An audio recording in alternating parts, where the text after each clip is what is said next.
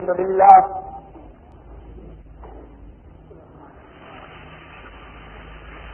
الحمد لله وحده والصلاة والسلام على من لا نبي بعده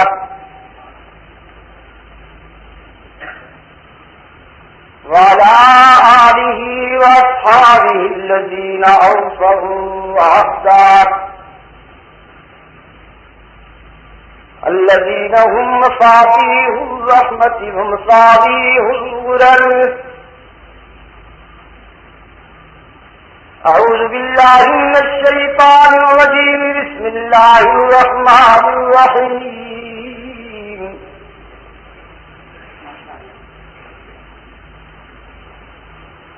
الخبيثات للخبيثين والخبيثون للخبيثات والطيبات للطيبين والطيبون للطيبات أولئك مبرؤون مما يقولون لهم مغفرة ورزق كريم. صدق الله مولانا العظيم.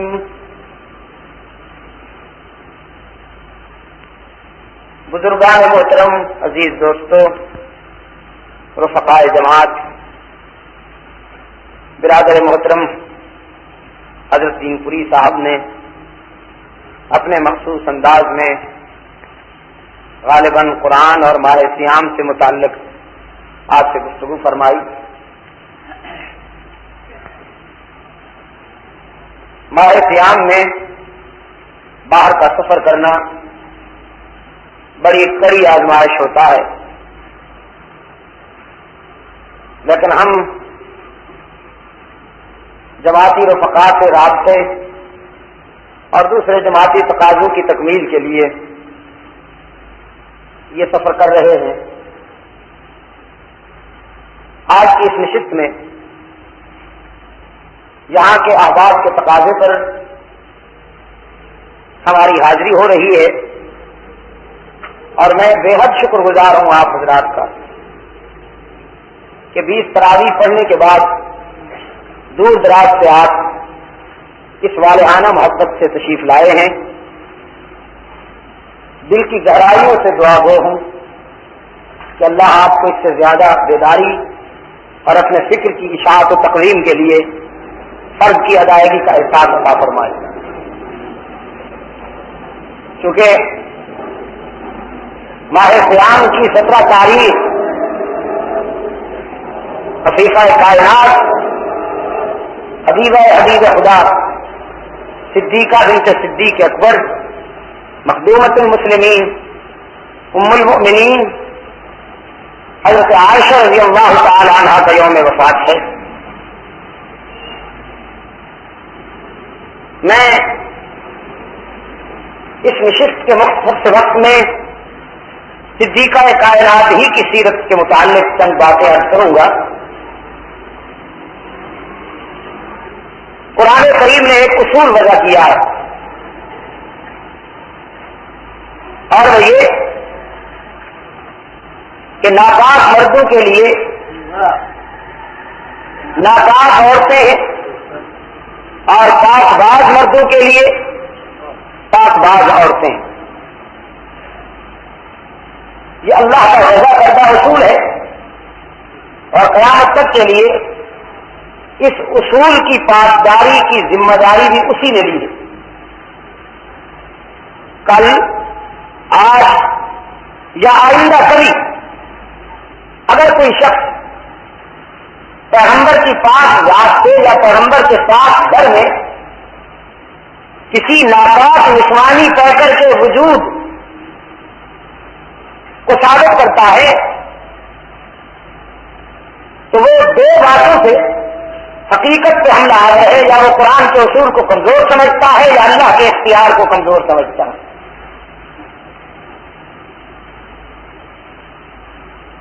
خاتون اول حضرت خدیجہ الکبریٰ رضی اللہ تعالی عنہا، جو رسول اکرم کے ازدواجی زندگی کا پہلا رابطہ.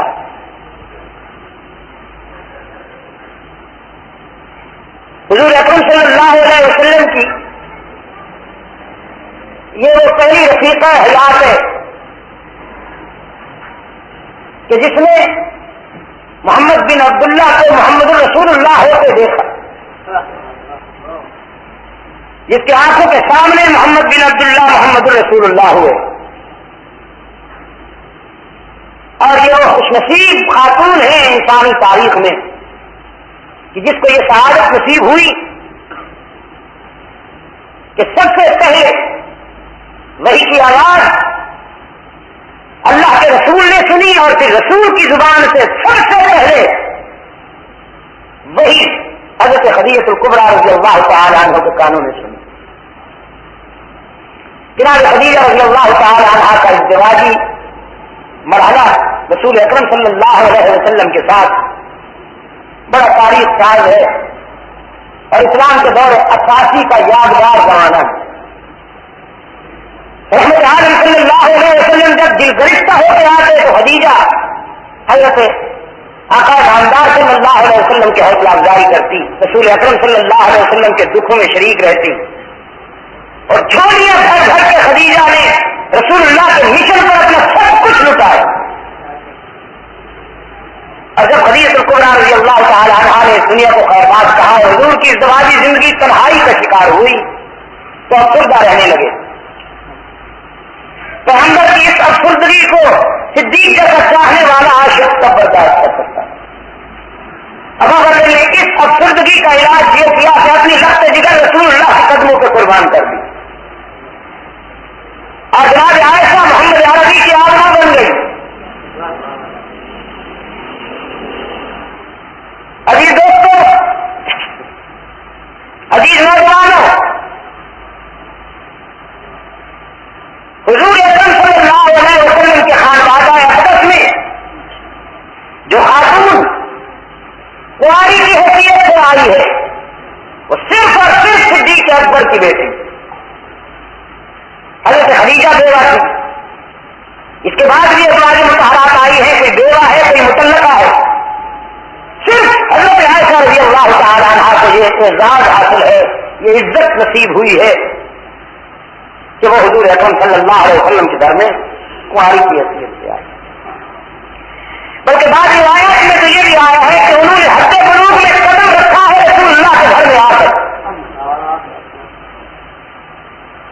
اگر بعض حضرات نے اس کو تسلیم نہیں کیا، لیکن میں کرتا ہوں کہ اگر ایسا ہو بھی تو اس لیے بھی جناب صدیقہ کی انفرادیت ہے کہ عائشہ صدیقہ نے جب بالغ ہونے کی حیثیت سے نظر اٹھا کے دیکھا تو رسول اللہ کے چہرہ انور پر نظر پڑی۔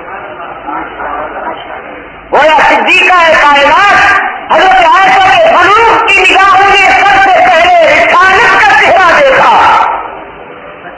پوری انسانی تاریخ میں لائیے کوئی ایسی خاتون کہ جو عائشہ کی اس انفرادیت میں مقابلہ کر سکے۔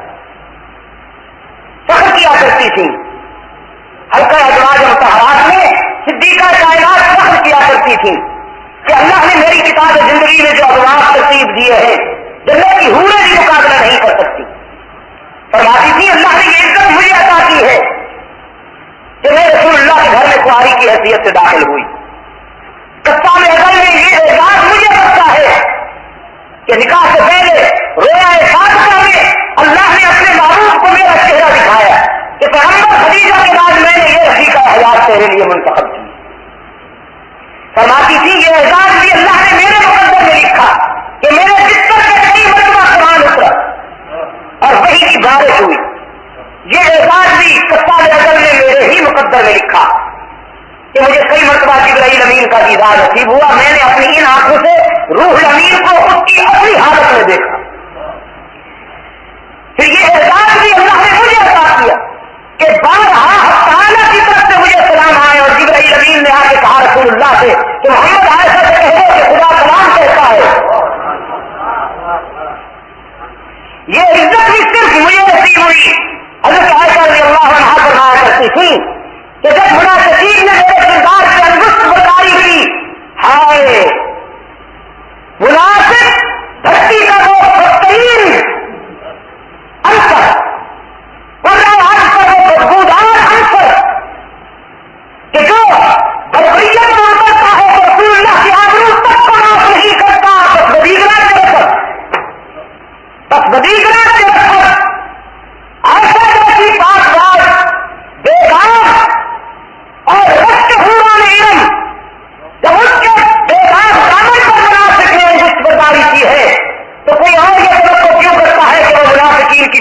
سختی سے محفوظ رہ سکے گا.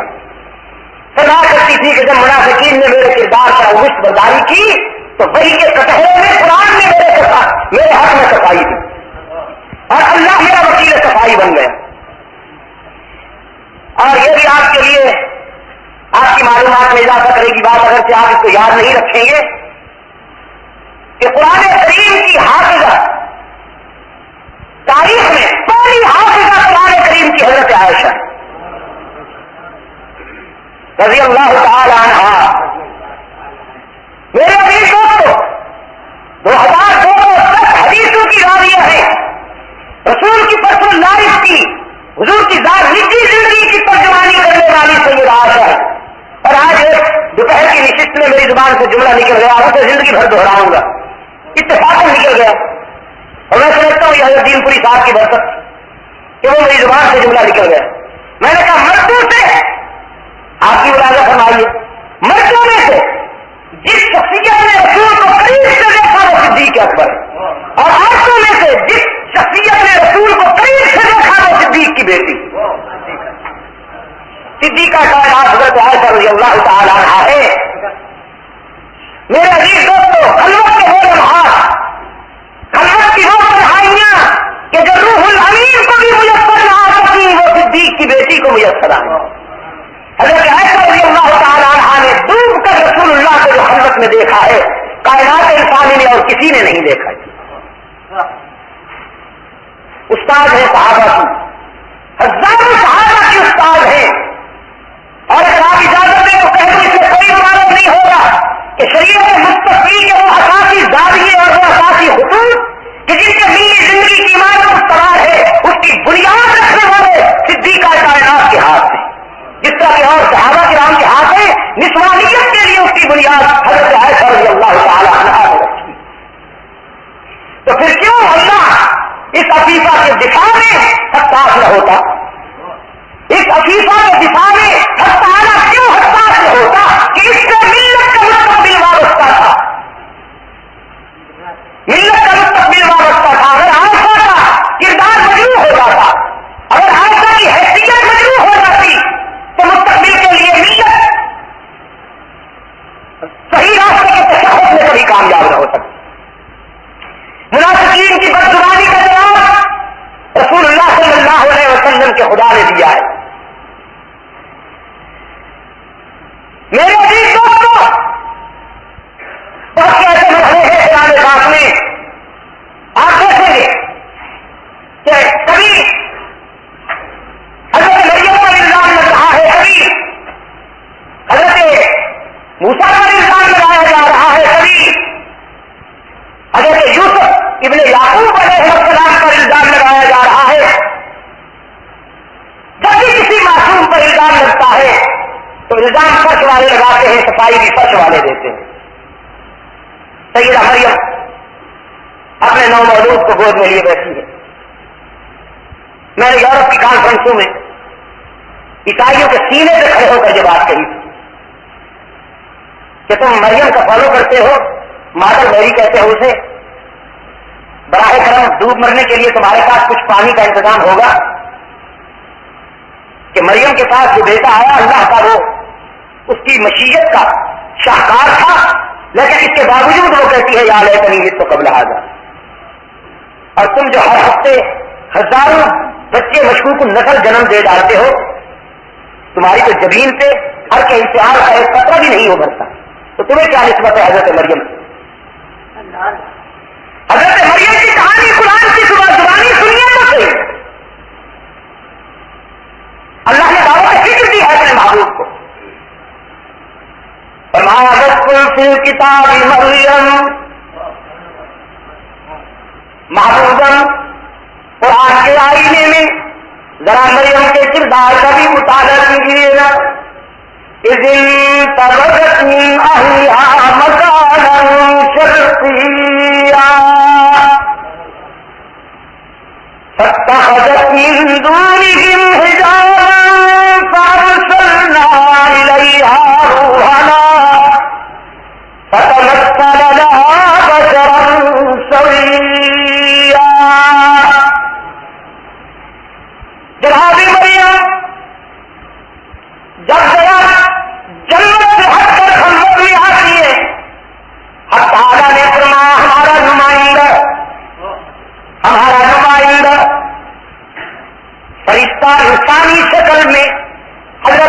مریم کے سامنے آتا ہے، فرشتہ انسانی شکل میں حضرت مریم کے سامنے آتا ہے. میں دہراتا ہوں، نوری انسانی شکل میں مریم کے سامنے آتا ہے، نوری انسانی لباس میں مریم کے سامنے آتا ہے. تو پھر ثابت ہو گیا نا کہ نوری بھی انسانی لباس میں ہوتے ہیں.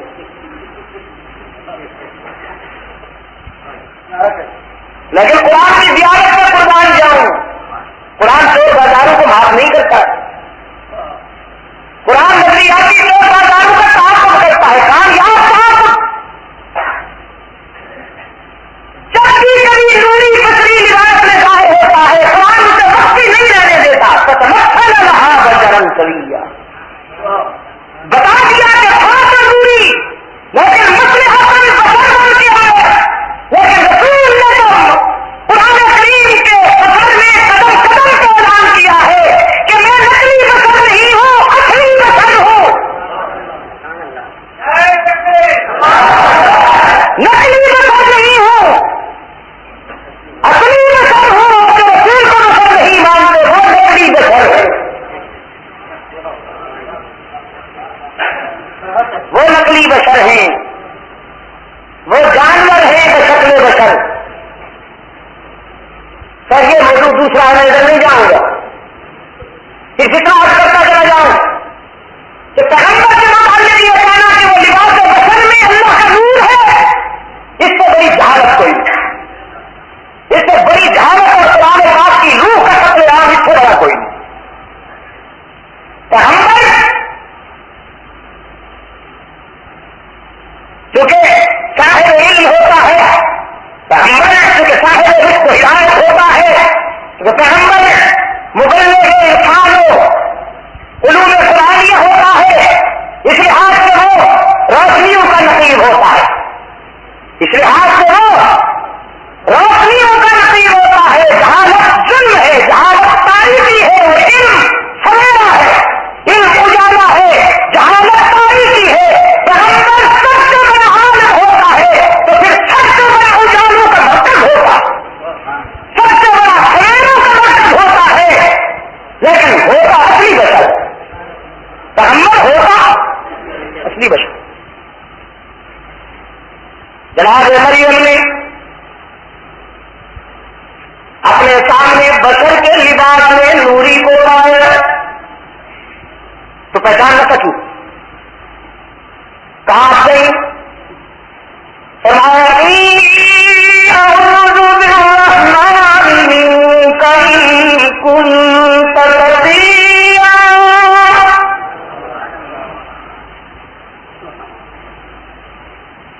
وہ دور حاضر کی بگڑی ہوئی بیگم نہیں تھی کہ خلوت میں کسی غیر محرم کو دیکھ کر بے قرار ہونے کے بجائے مسرور ہو جاتی.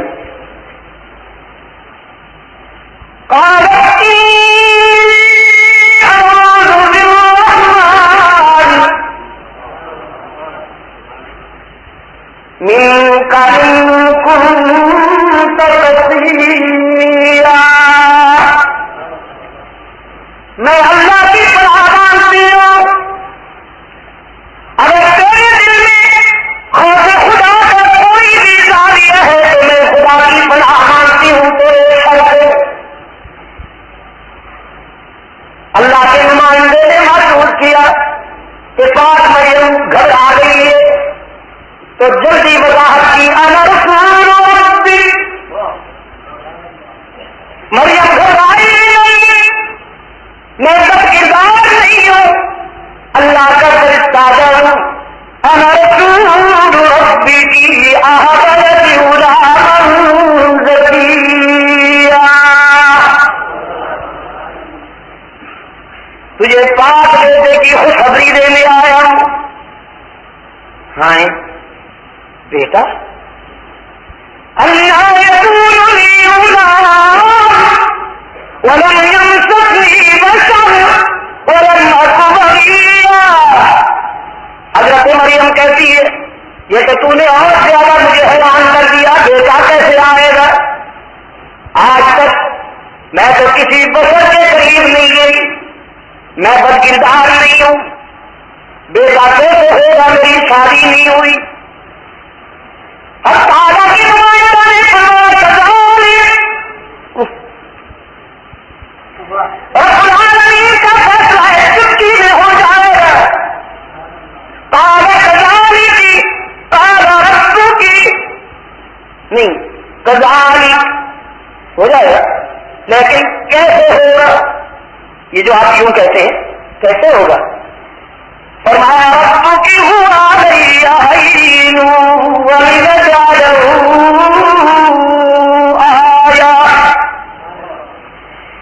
تعالیٰ نے عطا کرنا ہے، کسی مجاور نے تو نہیں، کسی تعویذ فروش گدی نشین جبے زلفاں والی سرکار نے تو نہیں دینا، پروردگار نے دینا ہے. یہاں پھیرے نہیں ڈالنے پڑیں گے، نذرانے لانے کی مدتیں نہیں گزارنی پڑے گی. عمل کا فیصلہ کر لیا کرتے ہیں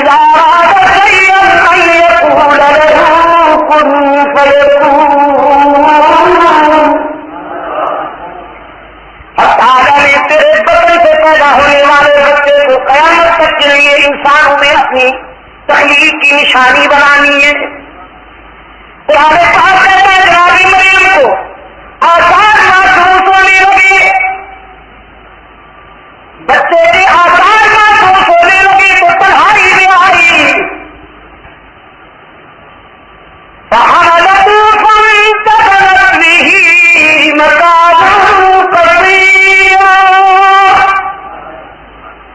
فأجاءها المخاض إلى جذع النخلة.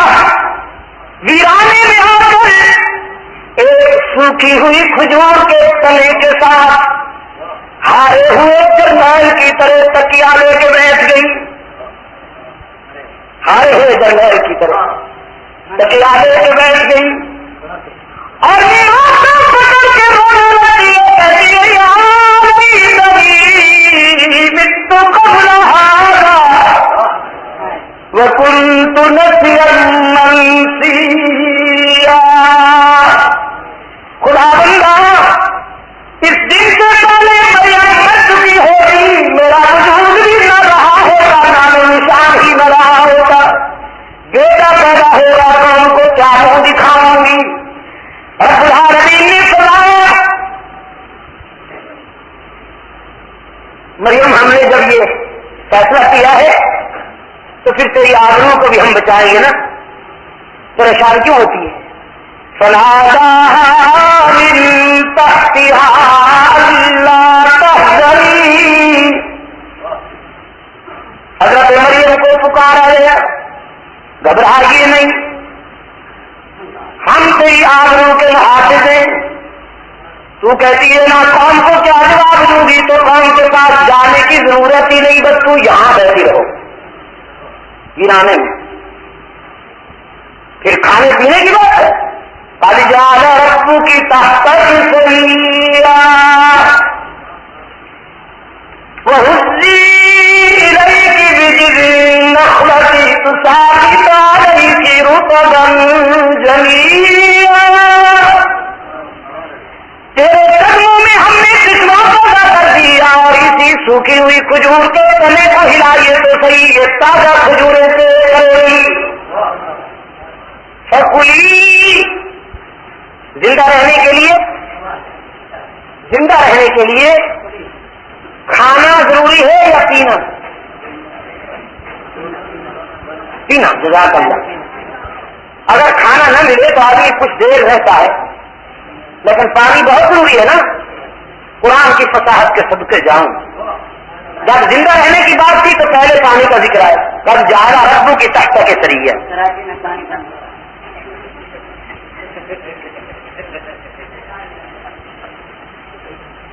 عزیز دوستوں، جب زندگی کی بات تھی تو پانی کا ذکر پہلے آیا، اور جب کھانے پینے کی بات تھی تو پھر مأکولات کی بات آئی، پھر کھجوروں کی بات آئی. فکلی وشربی، کھجوریں کھائیے، پانی پیتی رہیے، وقری آئینہ، اور لگتے جگر کی جبین اثر سے جمال نبوت کی کرنیں دیکھتے ہوئے آنکھوں کو ٹھنڈے کرتے رہیے.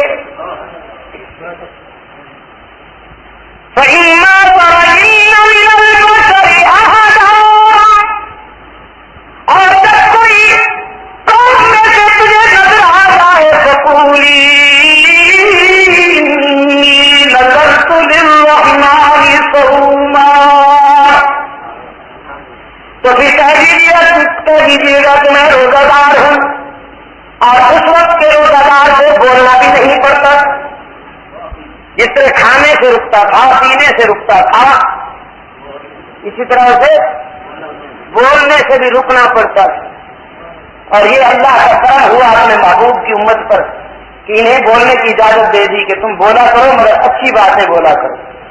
لیکن اللہ نے جو رعایت دی ہے تو آپ بولتے ہیں اور خوب بولتے ہیں. فَإِمَّا تَرَيِنَّ مِنَ الْبَشَرِ أَحَدًا فَقُولِي إِنِّي نَذَرْتُ لِلرَّحْمَنِ صَوْمًا، تو پھر کہہ دیجیے گا کہ میں نے اللہ کے ساتھ نظر مانی ہے روزے کی. نظر تو میں نے نظر مانی ہے کس کی؟ اللہ کی. کون کہہ رہی ہے؟ جناب مریم کہہ رہی ہے نظر مانی ہے کس کی؟ اللہ کی.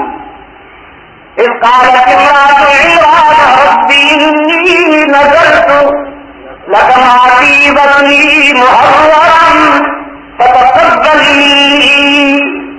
جناب مریم کی والدہ نے بھی نظر مانی، جناب مریم نے بھی نظر مانی، سرکار دو عالم نے بھی نظریں مانی.